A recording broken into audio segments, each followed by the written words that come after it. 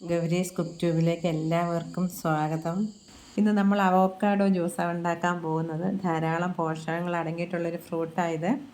ജ്യൂസിനെടുക്കുമ്പോൾ നന്നായിട്ട് പഴുത്തത് വേണം എടുക്കേണ്ടത്. ഇതുപോലെ ഫ്രിഡ്ജിൽ വെച്ചിട്ടുണ്ടായിരുന്നുകൊണ്ട് നല്ല തണുപ്പുണ്ട്. ഇതിൽ തന്നെ 2 ടൈപ്പ് ഉണ്ട്. ഒന്ന് കോഫി ബ്രൗൺ, അത് കുറച്ച് കട്ടിയിലുണ്ടാവും. ഇത് ലൈറ്റ് ബ്രൗൺ ക്രീമി ടൈപ്പ്. പച്ചയ്ക്ക് വാങ്ങിച്ച് ജ്യൂസ് അടിക്കുകയും ചെയ്യരുത്, നമുക്ക് കുടിക്കാൻ പറ്റത്തില്ല, നല്ല കയ്പ്പായിരിക്കും.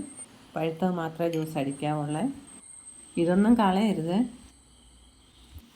ഈ അരി എടുത്ത് മാറ്റിയ ശേഷം വേണം ജ്യൂസ് അടിക്കേണ്ടുന്നത്. ഉൾഭാഗത്ത് ഇതുപോലെ പച്ച കളറായിരിക്കും. സ്പൂൺ വെച്ചിട്ട് ഇതുപോലെ ഒന്ന് ഉടച്ചു കൊടുക്കുമ്പോൾ പെട്ടെന്ന് അരിഞ്ഞ് കിട്ടും. ക്രീമി ടൈപ്പ് ആയതുകൊണ്ട് നമ്മൾ ഉടച്ചില്ലെങ്കിലും കുഴപ്പമില്ല. ഇതിന് പുളിപ്പോ മധുരമോ മണമോ അങ്ങനെയൊന്നുമില്ല. ജ്യൂസ് അടിച്ച് കഴിയുമ്പോൾ കുടിക്കാൻ നല്ല ടേസ്റ്റാണ്.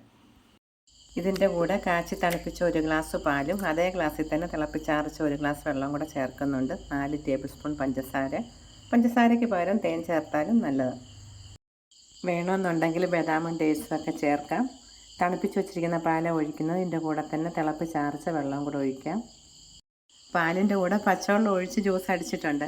അതിനേക്കാളും തിളപ്പിച്ചാറിച്ച വെള്ളത്തിൽ ജ്യൂസ് അടിക്കുമ്പോഴാണ് ടേസ്റ്റ് കൂടുതലായിട്ട് എനിക്ക് തോന്നിയിട്ടുള്ളത് കേട്ടോ. നമ്മുടെ ജ്യൂസ് റെഡി ആയിട്ടുണ്ട്. ഇത് മഴക്കാലത്തും ചൂടുകാലത്തും എല്ലാം കുടിക്കാം.